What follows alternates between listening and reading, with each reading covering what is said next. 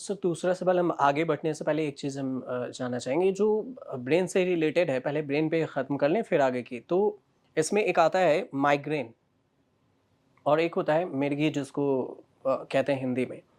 तो इन दोनों में क्या है? और जो तीसरा टर्म घुस जाता है इसमें वो होता है सिर दर्द। तो ये माइग्रेन माइग्रेन को कैसे समझे, माइग्रेन है, सिर दर्द है या फिर ये मिर्गी का दौरा पड़ रहा है?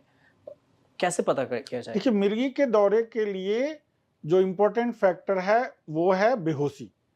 यदि इंसान बेहोश हो रहा है तो 99% या तो वो मिर्गी का दौरा है या उसके हार्ट से रिलेटेड कुछ इशू है। ठीक है, कॉमन लोगों के लिए ये बातें बेहोश होना एक सीरियस प्रॉब्लम है।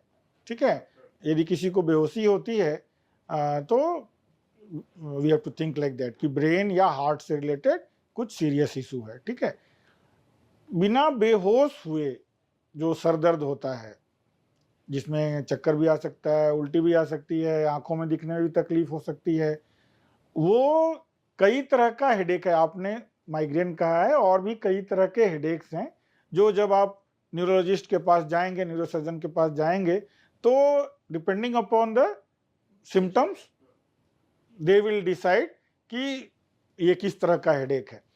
ऐसे इस तरह के किसी भी तरह के हेडेक से पहले उनको सिर्फ हेडेक डायग्नोज करने से पहले जरूर से सीटी स्कैन या एमआरआई करना चाहिए, ये रूल आउट करने के लिए कि ब्रेन में कुछ और सीरियस बात नहीं है। सर एक चीज़ है, जैसे अगर हम देखें तो ब्रेन ट्यूमर जो है, ब्रेन ट्यूमर ये रिलेटेड है और सर्जन भी इसे ब्रेन ट्यूमर को सर्जरी से भी ठीक कर रहे हैं। तो इसमें क्या हो रहा है और ये कैसे ठीक करते हैं? ये प्रोसेस क्या है कि ब्रेन ट्यूमर में कैसे पता चलता है? इसकी थोड़ा हाँ, ब्रेन ट्यूमर का जो इलाज है वो स्कैन के बाद उसके लोकेशन, उसके साइज और दूसरे टेस्ट से, जैसे कभी हार्मोन्स वगैरह का रिलेशन हो सकता है, तो उसके ऊपर, उसके आधार पर डिसाइड करते हैं कि सर्जरी करनी है या मेडिसिन से ट्रीटमेंट करना है या रेडिएशन देना है। ये तीनों ही ट्रीटमेंट पॉसिबल हो सकता है। ब्रेन ट्यूमर का।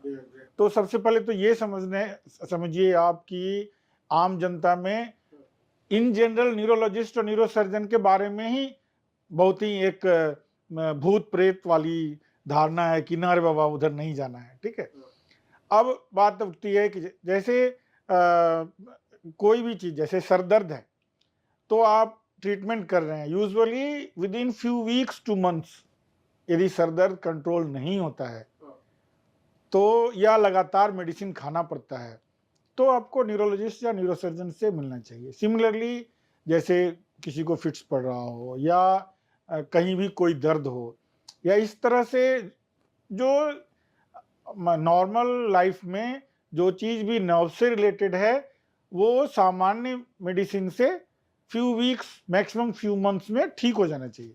यदि नहीं ठीक होता है तो ज़रूर से डॉक्टर से मिलना चाहिए। मैं एक छोटी सी बात बताना चाहूँगा। I had a patient few weeks ago, he had very good academic career, बहुत अच्छी जगह से पढ़ाई करके वो यूएस गए थे, and within last 6 months he was hired with thick package, or within last 6 months he was fired from 3 different companies because he was not performing as per the expectations।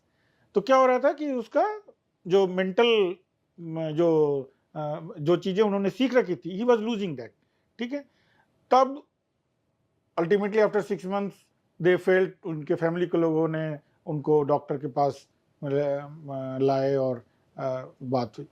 तो 6 months is, although it sounds small time, लेकिन for brain disease it was a too much of time.